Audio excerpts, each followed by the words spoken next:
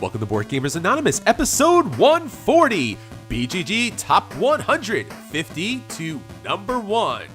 We'd like to thank our Patreon backers for allowing us to bring you an ad-free episode.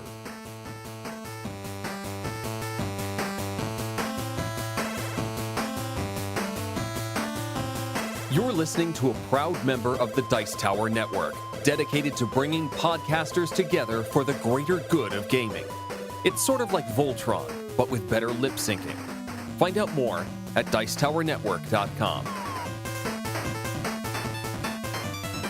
Welcome to Board Gamers Anonymous, the podcast about board gamers and the insane fun we're having at the table together. This is Chris. And this is Anthony. And Anthony, we are not too far off from, I never thought we could be able to say this, but another convention is coming up. Yeah, it's weird. November. It's weird. We never went to BGG Con, so this time of year is not convention season for us, but we are going to be at PAX Unplugged in less than 1 month, which is weird. Sure. And we hope that you are there as well. Obviously, this is going to be a new type of board gaming convention, so no one's exactly sure what it's going to look like, what it's going to be as far as the gameplay is concerned, the vendors, but everyone has a really good feel for this and a really good spirit, and PAX, with all of their conventions, I guess, throughout the world, has such a great reputation. So if you haven't already, tickets are quickly getting bought up. So please get your passes. If you're anywhere near the area, or if this is even your first convention,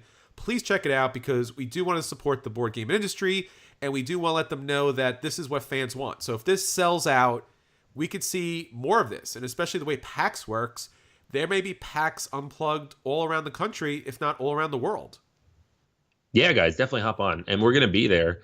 We do not have a super packed schedule right now. So if you're going to be there as well, hit us up on Facebook, hit us up on Twitter.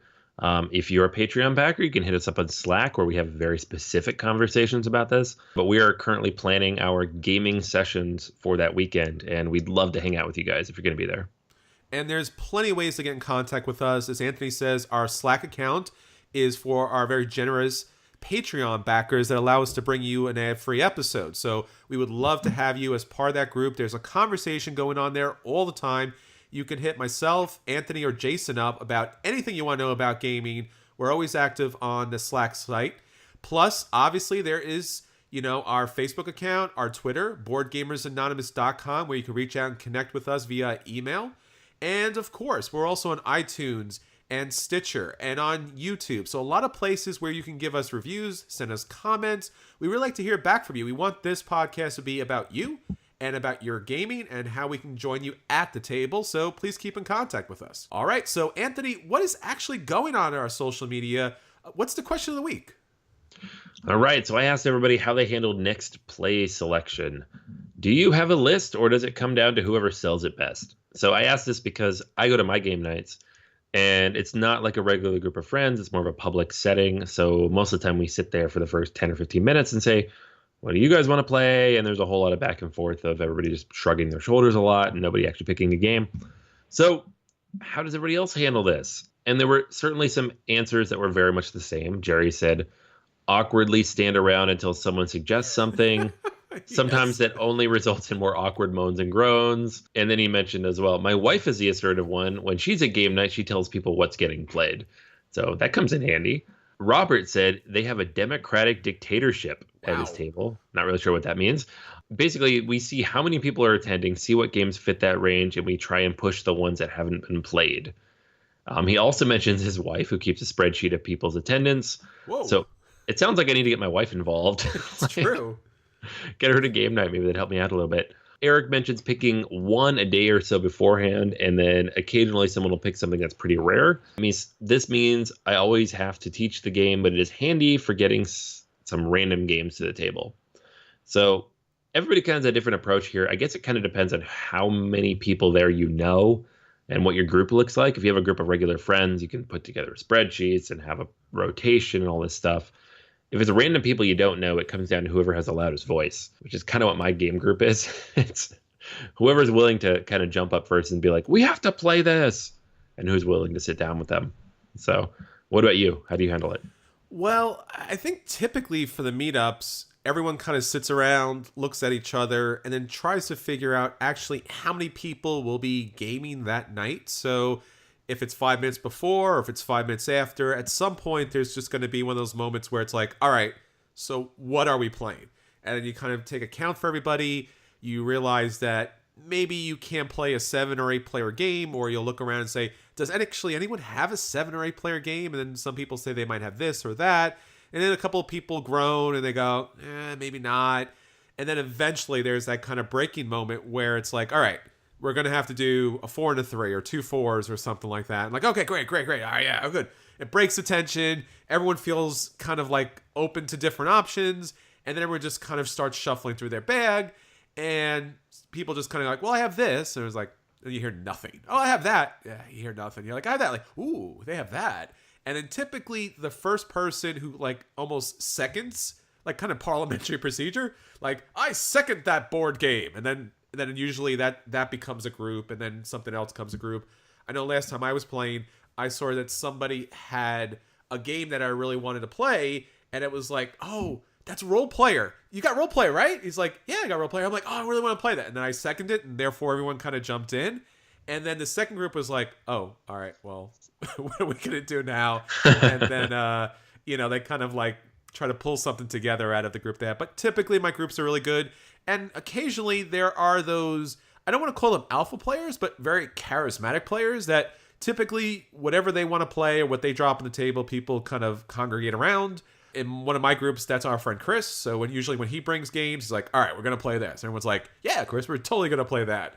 And then, obviously there are small groups where it's like the social gamer group or the heavy gamer group. And you just kind of like sit in a certain area. So like you're with your people. So when games come out, you're like, no, this is our group. We'll play this thing.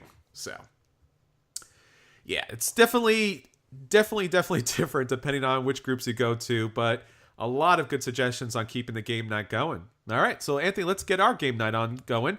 So what are your acquisition disorders for this week? All right, so the acquisition disorder I want to talk about is one we saw at Gen Con but did not have a chance to play, and I'm surprised you haven't mentioned it because it's at least one of the games I know is on your top 10. Vladimir Suchy. So this is the designer of Shipyard, Last Will, Prodigal's Club, a lot of good stuff for CGE games, and it is his sci-fi game. It is Pulsar 2849. So this is a game in which you are obviously in the year 2849 trying to mine different minerals in space. So you're trying to basically reach these whole new levels and go into new areas of the galaxy and explore new star systems and do all sorts of cool stuff.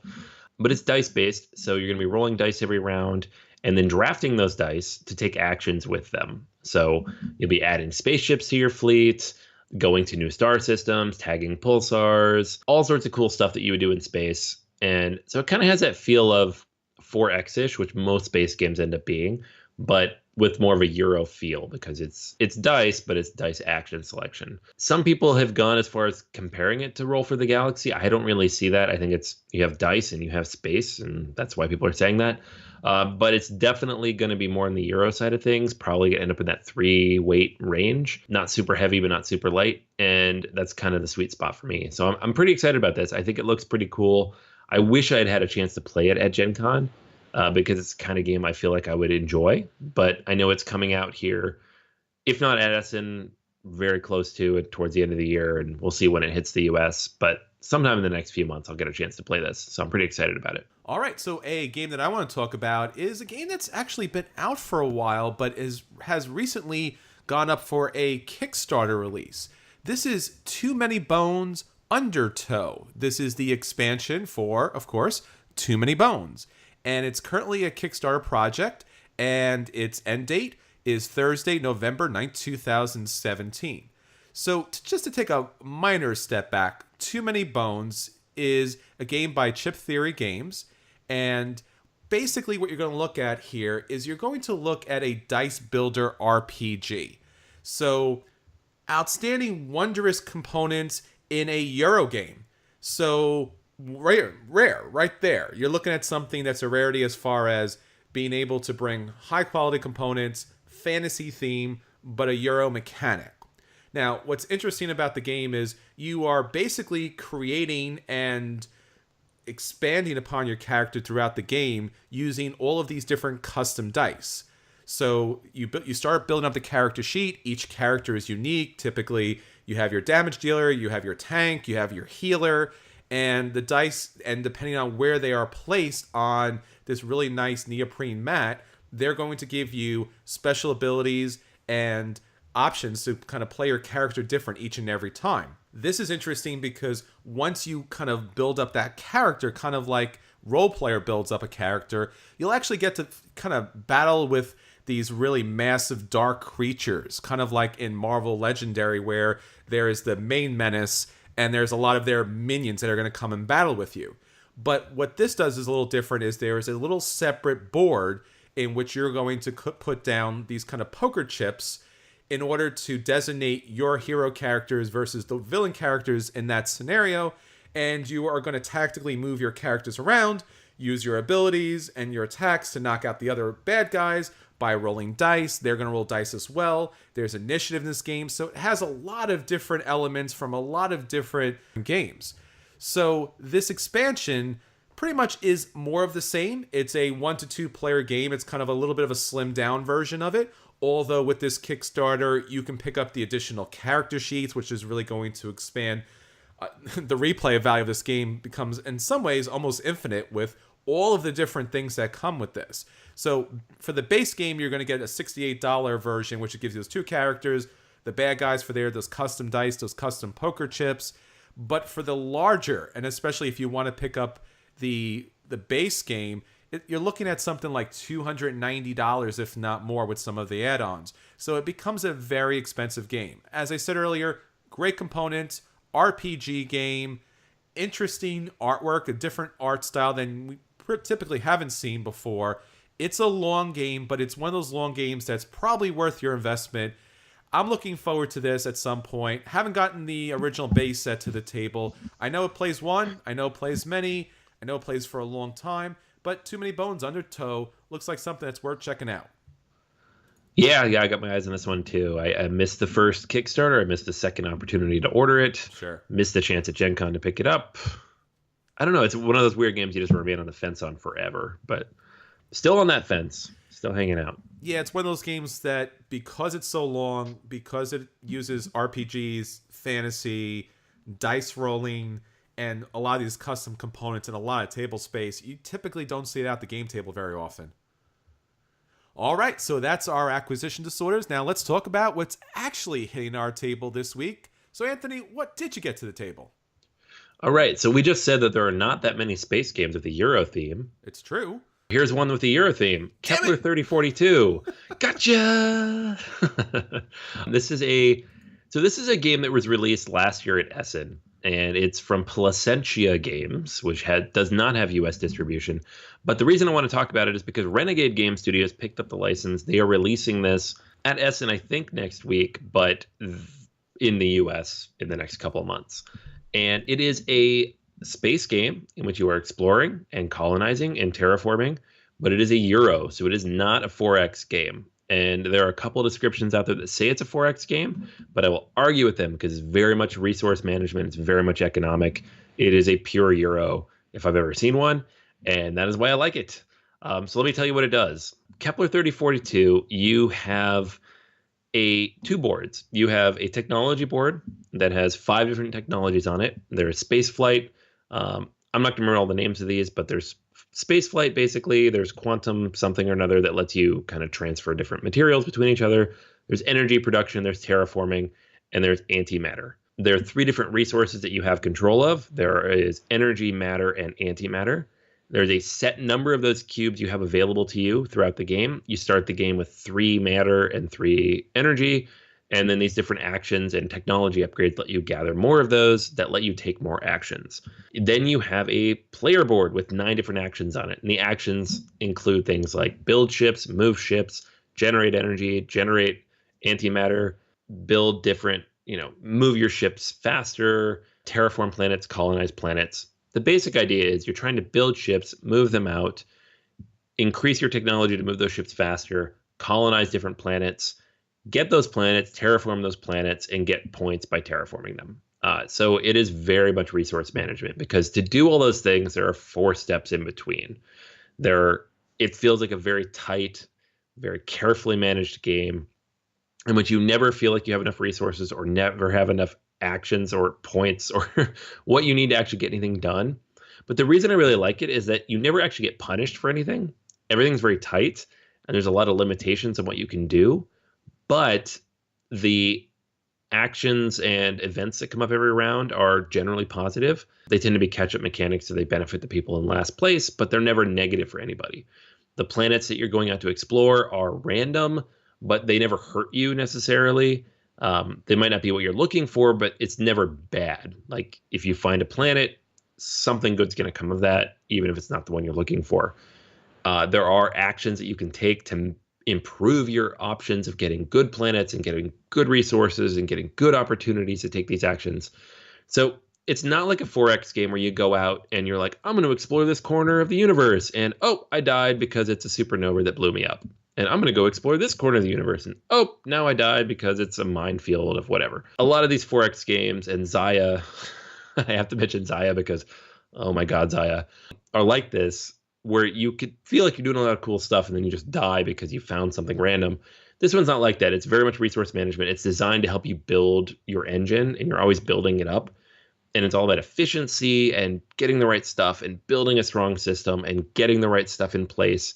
You only have 16 actions in the game, and you have to use them efficiently to do what you're trying to do. There are bonus actions you can take where you burn off resources so they're not available anymore for you, except under a couple of very unique circumstances. That's pretty cool. It's similar to Terra Mystica, where you're burning off your power, and you need to do that strategically because it makes sense to do it sometimes, but if you do it too often, you run out of power. You don't have enough for later in the game. I really, really like this game. I don't know that it's gotten super strong reviews. I know they've been positive, but not amazing. I feel like this is a very good take on sci-fi exploration in a Euro framework that Euro players will really enjoy. Everybody I've played it with so far has really had a blast with it. It's not super pretty to look at. If you get the Italian version, everything is in Italian and English. So it's a little bit confusing. But I'm pretty excited that Renegade has their new version coming. I know they rewrote the rules, so they clarified a few things. It's got some great solo rules in it that I've had a chance to go through a couple times, and there's just a lot of good game here. So if you like the Euro games and you like the economic resource management aspect, this is definitely one to check out. Wow, Xayah really did a number on you, huh? Oh my God, that game was so bad. I just don't get it. Like, there's nothing happening. You're floating around and then you die. I don't get it. Well, isn't that fun in a game, just to die randomly just for moving? No, it's horrible. Aww. Oh my God, it's like my worst game experience from the last 2 years. At the time, I was like, this was a bad night. 2 years later, I'm like, that's still the worst night I've had in 2 years. Well, it's nice to see that the whole space exploration mechanic universe can actually work without being completely frustrating and shutting gamers down.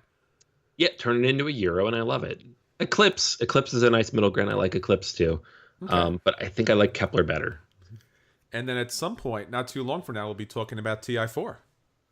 TI4, you guys. We're going to be playing that, knock on wood, at PAX. So we'll be talking about it real soon. Okay, well, speaking of massive, long games, I want to talk about one of the most massive, longest, and most celebrated games for board gaming for quite some time. And, of course, I got to be talking about Through the Ages, A New Story of Civilization. Now, this is the new edition that came out in 2015, based on the original edition, Through the Ages, A Story of Civilization. This is a Vlaada Chvátil release by Czech Games. And this was something that had always been kind of circling around, but never landed at my table. And myself, and I know Anthony included, we're all huge Civilization fans, building up these complex civilizations over a multitude of generations. It's just such a fascinating and welcome addition to the board gaming universe. This came out again with a more streamlined, complete gameplay system. I was really excited to get to this table. Now, Through the Ages, if you haven't played this before, as I said earlier, is a Civilization game based on cards. There's technologies, there's wonders, there's leaders, there's wars, there's militaries. There's a whole bunch of different things that come throughout the civilization in order to make your civilization the best. Now, basically what you start off with is you start off with your own civilization player board.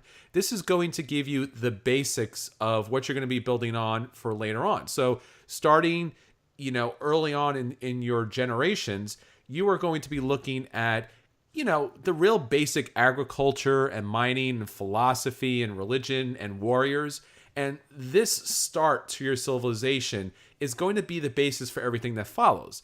Now, you'll notice that because on the top right of each of these printed on cards in this larger playboard is going to be a symbol that you're going to be following later on throughout the game, because even though we'll have different technologies, a lot of technologies are based upon older original technologies.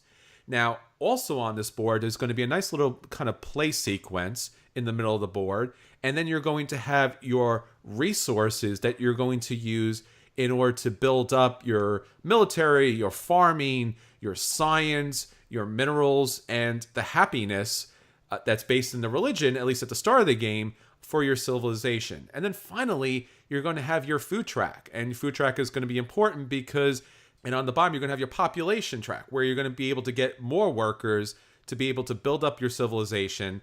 And on that track is also going to be food, because it's going to take food in order to create workers for your different civilization buildings. There's going to be a culture board, and culture is very important in this game because culture is the victory point standard here. So throughout the civilizations, even at the very start, you are going to be given an opportunity to build culture and build actually an engine to score you more culture throughout the game. So the more cards that allow you to generate culture scores you victory points and builds you up to a final victory state. In addition to there's going to be a science board, which is technically going to be able to buy you bigger and better buildings later on throughout the generations. And it's something that you have to keep an eye on for, because when you get to those later generations, it's all going to be about the science, and they're really going to be able to kind of catapult you to first place. If you ignore the science, big problems for you. But not just the science is going to be playing a big part, but also military. Now, military in this game is really interesting because it's a mechanic that's really used not only to keep, your fellow players on their toes, but it's going to give you an opportunity to play events early on as far as politics, wars, and aggressions in order to steal resources, gain population, gain island territories that are going to be able to generate you resources throughout. So it's not the typical, bang, I hit you, you lose victory points, but it's actually going to affect you throughout the game. And military is something that you're going to have to keep up. It's not like Seven Wonders where you could go military or not go military. If you don't go military in this game, you're typically going to have a lot of problems. Throughout the game, you are going to be picking up cards from a board that's kind of laid out in front of you. It's a long board. And what's interesting about this, and it's a typical theme you see in a lot of games, is the earlier technologies and buildings are cheaper. And as the game goes on, the ones to the left go off the board, the new ones come down, become cheaper. So as technology goes out there, it becomes more and more available at a cheaper and cheaper price. Now, the cards themselves are going to be really the crux of the game. It's where all the beautiful artwork can be found. All the different gameplay mechanics are going to happen, and it's really going to add to the really diverse complexity to this game. So at the start, you're going to start in the Antiquity Age, and then later on move through Age 1, 2, and 3. And at the end of Age 3, once all of the cards from those different decks have come out and are gone, then the game comes to an end. You score some final victory point cards based upon wonders and other things you have left on your civilization, and that's basically it. Now, the military cards, which we talked about a little bit earlier, are going to offer a number of different ways and technologies as far as how to defeat your opponents, but also how to build up these special technologies. Don't worry, if you weren't the one who originally built them, you can actually have an opportunity the next round in the game to kind of jump on that what is now older technology in order to boost up your own troops. Now, you're going to have player markers in this game. You're going to have really nice little kind of different colorful translucent tokens that are going to mark your different things on the board. And as I said, as the game goes on, you're just basically going through that kind of marketplace of cards, which you'll be able to buy leaders, wonders, technologies, all different types of production buildings throughout the generations. And it's really going to build up your civilization and make you unique. Not to mention political structures.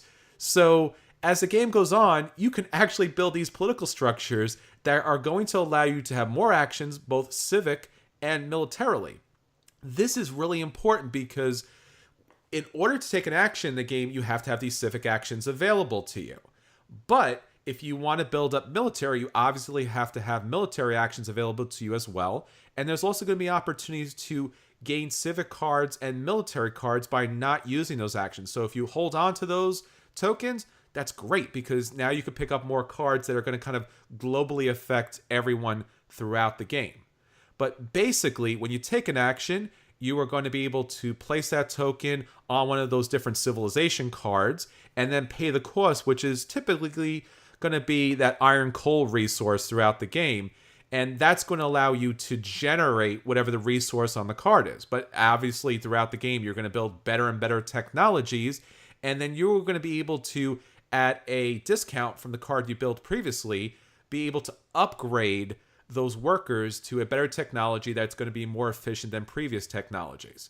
So as the game goes on, you are going to be pulling out population, which is going to be a little troubling to the people. So you have to be careful that they don't get too upset and go into a revolt, because if they do, you're not going to be producing any type of resources for that round. So you do want to keep the people happy. That's very important throughout the game. And you want to keep an eye on your different leaders and actions, because as the game goes on, if you're not keeping everything up to date with the different generations of technology, not only are you going to fall behind, but you're going to find, like, for example, your leader's going to die off. So you always want to have a new leader available for you throughout the game. Extremely important. So Aristotle might come into play. Bill Gates might come into play. So a lot of different historical leaders are going to offer you ways to score additional victory points, build things up throughout the game, help you with your food production or resource production, generally focus you toward a particular victory point engine. As I mentioned earlier, there's going to be wonders, and wonders are really easy to build. They'll say on the card how many resources they're going to need in order to build them. You're going to start building them, and they're going to give you a benefit throughout the game. And as I said, typically, you are going to see those benefit you throughout the game, not just for the resource that they give you on that card, but for victory points that you will score later at the game. Because remember, wonders are all about culture for that civilization, and the more wonders that you have, the more culture that civilization has. So the game is going to take typically, I would say, an hour to an hour and a half per person, but that time is well worth it. Now, I know that there's been a lot of people who have criticized the amount of time in this game, but this is a civilization building game. It's supposed to be a long game. You're supposed to really feel that early decisions affect later gameplay. If you didn't upgrade your agriculture, that's going to come back to bite you later on. If you didn't upgrade your political structure, then you're of course not going to have the military and civic actions that you're going to need in the game. And obviously, keeping your people happy is very much an important part of the game. So the game goes on, as I said, an hour to an hour and a half per person. It's probably one of the most dynamic Euro building games just based upon the number of cards that come in the game. You're going to see different events come out. You're going to see different technologies become available. And the game's going to flow in a really dynamic way. Especially, and this is I would say my favorite part of the game, there's going to be a political phase at the start of each round, except for the very first round, in which you will have an opportunity to play a future event that can come into play. Now, the game starts with a couple of events that are kind of, shuffled up, and then they'll play out. But then you'll be able to play events that will eventually come out and affect the gameplay. So that might be situations where players into a war, or that might be a situation where whoever has the most happy people gets some benefit, or territory becomes available. Basically, you're going to instruct the future based upon what you're doing in the past. So that's an element to the gameplay that I typically don't see in most Euro games. Surprised to know that Through the Ages, A New Story of Civilization recently got an app. So you can actually play this on the tablet, which just kind of blows my mind that you'll actually get to play this game. And it has a pretty solid AI. So you're going to have a challenge competing against the AI. And probably what's one of the best parts is Vladimir, the game's creator, is actually the leader card that will take you through the tutorial. And it's a pretty solid tutorial. It explains the game very well. It's actually pretty funny. And it kind of sets you up from later gameplay, which is great. Now, the app also has online multiplayer and local pass and play. And I said earlier, the AI is decent enough to keep you a good challenge. You're going to lose some games. And it has some unique skill sets. So you can actually place some AI that's really going to offer you different types of challenge based upon that particular AI. And then finally, the game has some single player challenges that allow you to kind of beef up your strategies for later gameplay. So whether you play this solo versus the AI, you play with players around you, or you play online, this is a fantastic app.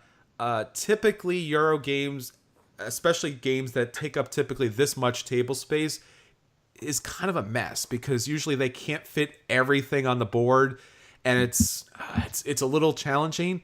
I really found that this app does an outstanding job of actually laying everything out, not just in the board game format, but the app kind of takes an additional step, laying things out visually. So you actually get to see the buildings being created and they become part of your landscape. But with a simple click, you see all of the cards that are available to you, what you need to upgrade them, and you can kind of go through the card action in order to make those changes, or you can kind of drag and drop. So a lot of different ways to play this game.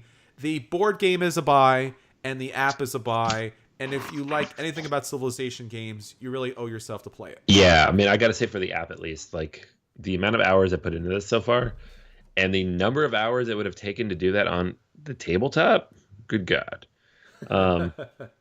Yeah, this is a fantastic app, and it's well worth the multiple years of development that went into it. By far one of the best apps, period, that I played, for a board game in a long time. It manages to take all this information, all this stuff on this giant, overwhelming amount of space it uses up on the tabletop and shrink it down to your tablet. I think you can even play on the phone, but I wouldn't recommend it. And it's just really cool. That tutorial is so funny. Like, it has that Vlada sense of humor, but without the dense, headache-inducing rule set that you tend to get with his rule books. It's so much fun, and it works really well whether you're playing by yourself, or you're going through the tutorial again, or you're playing against people pass and play, or async online, or the huge number of challenges they put in here to run through, and different types of solo challenges you can go through, kind of tweak the rules a little bit. There's just so much content in this game. It's fantastic. And obviously everything Chris said about the actual board game holds up as well. So both are worthwhile. Both are definitely worth checking out. Yeah, CGE did an outstanding job both on the board game and on the app. All right, so that's our At the Table. Now to our feature review. So for this week, we are going to continue and finish up BGG's top 100 board games, talking from games 50 to number 1. And we'll let you know if you should go out and buy that game, if you should play that game if it hits the table, if you should dodge that game because there's other games at the table and the table seems a little bit iffy about it, or if you should outright burn that game. So let's get to the games. All right, Anthony, you ready to go? Let's do it. All right, Anthony, number 50, El Grande. I'm so ready to go that I haven't played this. Wow. Well, get back to the table. Huh? I'm going to let you know this is a solid play. Number 49, Roll for the Galaxy. Okay, this is definitely a buy. Race for the Galaxy was always on the line for me. Roll for the Galaxy fixed all the issues I had with that, and I'm so happy to own this. Yeah, this is a buy and probably one of my favorite games of all time. As you said, fixes so many things with Race, and so much fun, so colorful, great components. Number 48, Dead of Winter, a Crossroads game. It's still just a play for me. As much as I want to love this, as much as I love the mechanisms, as much as I love what they've done with the expansions, it still has not really captured me the way that I know it has for other people. This game is a solid play for me. I'd love it to be a buy. It just doesn't have enough. All right, number 47, Five Tribes. Five Tribes. I avoided this for a while because you told me it was too much AP, but when I finally played it, I loved it and I picked it up. It's definitely a buy for me, especially with the expansions. The 2 bigger box expansions are fantastic and add a lot to this. Yeah, this game still does have a lot of AP at the table, but still, it just squeaks by with a play. Number 46, Patchwork. Such a cool game. I kind of fell in love with this because of the app, but I've played it so many times with other people. One of my favorite 2-player games and one of the goofier Rosenberg games out there, but definitely a buy for me. Yeah, this is a buy for me as well. It's been such a buy for me that I've actually bought this game for other people. It's a really great way to get people into board gaming. Number 45, Dominant Species. I've still only played it once. I had a blast, and I would say buy if I'd played it more, but for now it's a very strong play, but a fantastic game. It's one of the wackiest looking games based upon the theme. It's a lot of cones and cubes and things like that, but it's a solid buy for me. I really love this game. Number 44, Lords of Waterdeep. It's a play unless you get the expansion, and then it is definitely a buy. Ditto on that. Number 43, Race for the Galaxy. It used to be a buy. It dropped to a play with Roll for the Galaxy. Sorry, guys, you cannot have both of these. I mean, you can have both in your collection. I do, but if you can only buy one, Roll's the one. So this is a play. Yeah, Race for the Galaxy is a great game, a solid play for me, but yeah, Roll kind of rolls up on it and does a little bit better. Number 42, Eldritch Horror. I haven't played it. No, I have not played it, and the Cthulhu Master is going to be quite upset with us. Number 41, Twilight Imperium, 3rd edition. Haven't played it, but I bought the 4th edition, so take that as you will. Sure. I've actually signed up to play this game many times and have not got a chance to sit at the table, but oh man, it looks so good. Number 40, Kalis. I can't believe I haven't played this. One of my top 10 games of all time is designed by this game's designer, but I have not played this game. This is a solid buy for me. It's a little bit meaner as far as Euro games are concerned, so just be warned about that, but a great game. Number 39, The Voyages of Marco Polo. Such a strong buy for me. This is one of my top 10 games of all time. Love it every time I pull it out. Cannot wait for the expansion. Yeah, ditto on this too. It's an outstanding game. Number 38, Keyflower. Somehow have not played this either. Surprising, I know. Wow. Keyflower is a great game at so many different player counts and is a solid play. Number 37, Seven Wonders. Very, very solid play for me. Throw a couple expansions in there. It gets close to a buy. This is one of my top 10 games. It's a buy. Definitely throw in the expansions with it and you won't regret it. Number 36, Codenames. This is a tough one. Like, this is a game everybody should have in their collection to have it. I can't give it higher than a play, but it is very unique and can be a lot of fun with the right people. Yeah, this is a play, as Anthony said, because it just does simple things so very well, but not a long-lasting game. Number 35, Time Stories. Another tricky one because you absolutely 100% must play this game. It is fantastic, and you should buy it if you can't find a copy. But you only need to play it once. So if you can find a copy, you don't have to buy it. But definitely a must play. I own this game and still have not got to the table yet. It seems like everyone played it out. And since it's a one and done kind of, scenario system, I can't find a group to play this. All right. Number 34, A Feast for Odin. One of my favorite Rosenberg games. It's super, super puzzly. So not everybody agrees with me, but for me, it's a buy. For me, it's a play. It just does. It works really too hard to do something very simple. Number 33, Zulkin, the Mayan Calendar. Another buy. Super complicated, puzzly Euros. I love the wheel on this. It's fantastic. I love the wheel on this too, but it's another play for me. They're just two long-standing strategies that kind of lead people to victory each and every time. Number 32, Android Netrunner. Haven't had a chance to play this in depth enough to give it really much of a rating. I'd certainly want to play it. Couldn't tell you to buy it, but it is very solid mechanically. I hear everything good about this game, but it has not been at the tables that I've been at. Sorry. Number 31, Le Havre. Le Havre is so cool, guys. It is super fiddly, has lots of stuff, moving lots of things around, but probably one of my top 3 Rosenberg games. I give this one a buy. I still haven't played this game. I saw it at the table once, could not get in on the game. And from what I hear, if you play it once, you get crushed. But I still hear it's an excellent game. All right, number 30, Brass Lancashire. Have not played the vanilla version of Brass yet. I'm looking forward to it with the new versions coming out. I've played the original version of Brass and liked it, but not much more than that. It's a play. Number 29, Concordia. Fell in love with this the first time I played it. Fantastic game. Have now picked up all the maps. Have not played most of those maps, but as you can tell, for me, it's a buy. This game is a buy, despite the fact that I don't own it. It's just that it comes out to the table each and every place that I go. So, yeah, absolutely. Solid buy on Concordia. Number 28, Robinson Crusoe, Adventures on the Cursed Island. Such a fantastic adventure game. And until 3 months ago, I would have given this a buy.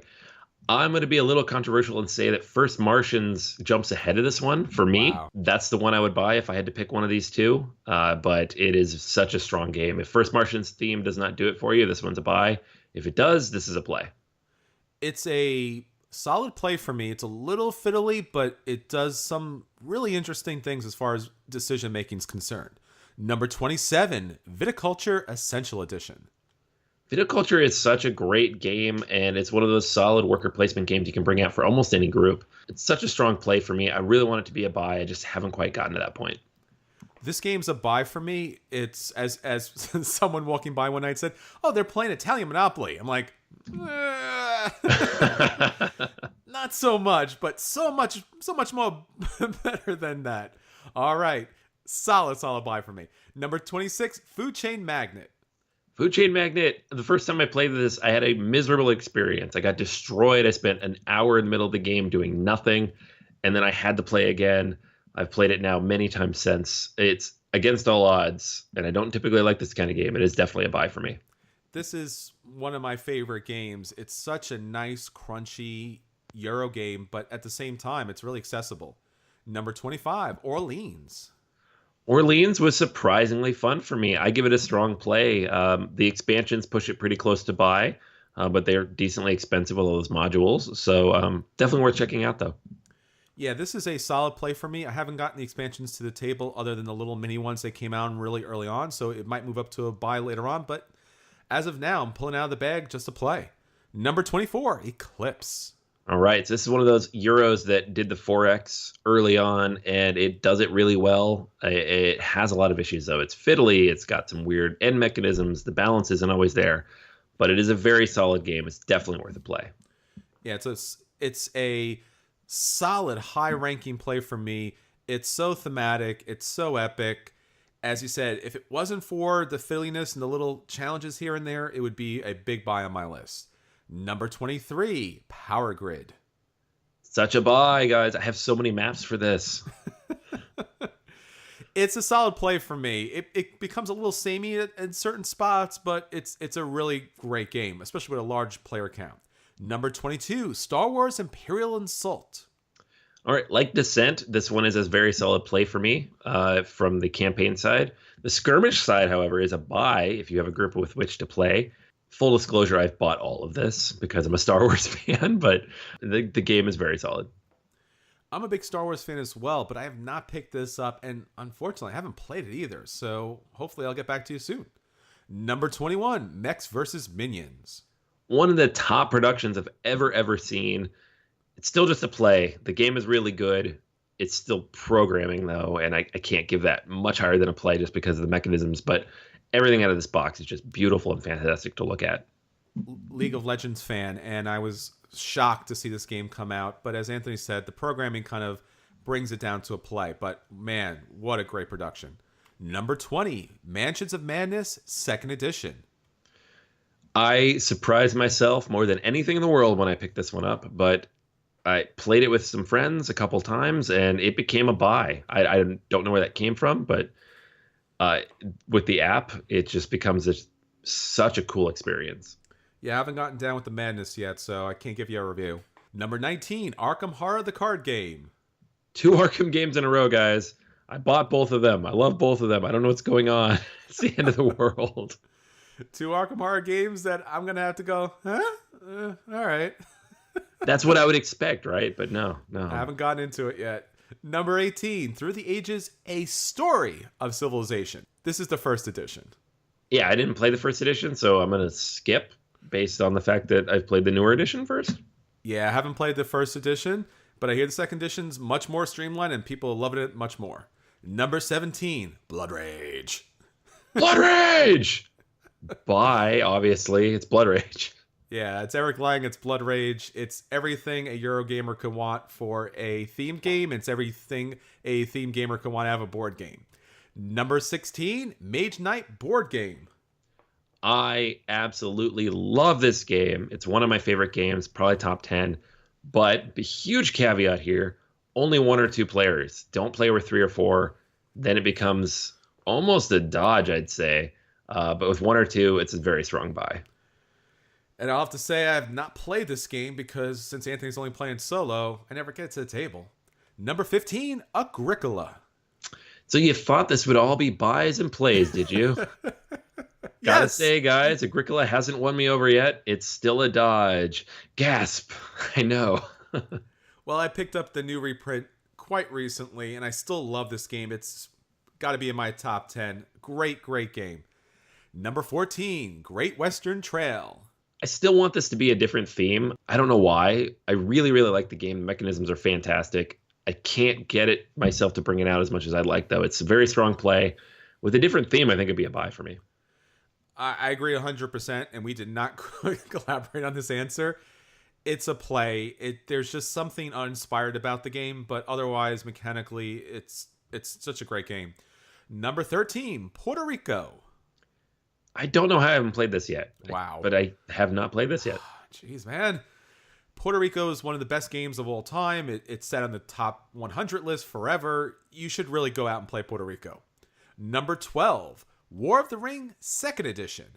This is my number 1 game, period. So definitely a buy. All right. This is definitely up there for me as well. This is one of my top 10 games. It's a buy that you will absolutely positively not regret, whether you're a Lord of the Rings fan or not. Number 11, Caverna, the Cave Farmers. Yeah, we gave this one our number 1 in our top 100 a couple years ago. It's still up there for me. Very strong buy. I don't get it to the table as much as I'd like, but it is a whole lot of fun. Yeah, this is the one game that, as you said, since it is a little bit longer and since it is a table hog, doesn't hit the table so much, but it always comes up in conversation at game night, and it's one of the best games of all time. Number 10, the Castles of Burgundy. The easiest Feld for me to get to the table, period. People will play it even if they don't like Feld games. Strong buy along with a lot of his games, but this is the strongest of them. I think I'm going to say this a lot, so hopefully you don't get bored of this, but once again, one of the best games of all time, and probably one of the best Feld games of all time. Number 9, Seven Wonders Duel. I don't know that it belongs number 9 on the BGG list, but as a 2-player game, it is one of my favorites and one of the ones that's easiest to get out. I wish there were more cards in the box, but just based on the sheer number of plays and how often it gets out and how much I love it, I give it a buy. Yeah, this is a high buy. Once again, it might be in my top 10 list just because it does everything the Seven Wonders does, but even better if that was possible. And hopefully with future expansions, it adds a little more variety to the game. Number 8, Scythe. Such a strong game, guys. Chris called it 3 years ago. This is one of those games that, of course, it did well, but it did even better than we expected. So it's a buy for me. Yep. This was such a phenomenal production, such a phenomenal game. It really does everything so well. And it's so exciting to get this game to the table each and every time. Definitely in my top 10 list. Solid buy. Number 7, Terra Mystica. Probably my top-rated Euro. That comes with little wooden bits. Although I am very excited for Gaia Project, which is Terra Mystica in space with solo rules. But for now, this is definitely one of my strongest Euro buys. Yeah, I like this game a lot. It gets a solid play for me just because there is a couple of situations where the game bogs down a little bit on AP.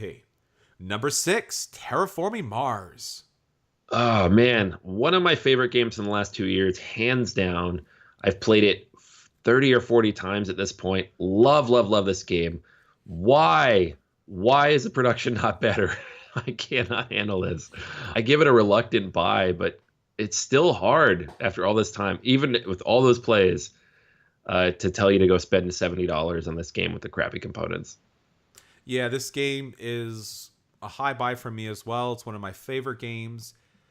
But as Anthony said, the production's so bad it actually interferes with gameplay. Number 5, Star Wars Rebellion. I've actually owned this for a little while. I have not gotten a chance to play this in full. Got a couple of practice plays in, but I can't give it a good rating yet. It looks awesome, though. This is definitely a buy. Great production, great storytelling, and really interesting mechanics come into this game. Really well deserving the spot it's in. Number 4, Gloom Haven. Somehow a dungeon crawl got into my top 5 of all time. This game, I did back it on Kickstarter, but it still came out of nowhere. I didn't expect it to be this good. This is a super strong buy. If you backed it, good on you. I didn't back it and really feeling the kind of the burn there. So I can't talk about it, but looks great. Number 3, Twilight Struggle. Played this a few times, owned it for a little while, got rid of it. I give it a play, but it's very long. It's very convoluted. It's hard to teach. I feel like it's best for people who play it a lot. Sure. Still have not played this game. Hope to pick it up someday soon. Number 2, Through the Ages, a new story of civilization. Yeah, everything Chris said today on the podcast, I agree with. So it's a buy. Yeah, it's definitely in my top 10 games. Great production, great civilization building game. Phenomenal game. And the number 1 game for BGG's Top 100, Pandemic Legacy Season 1. I had an amazing experience playing this game. Now, if someone argues that this shouldn't be on this list, I would agree. But because it is on this list, I gave it a 10 because that's the experience I had. Fantastic.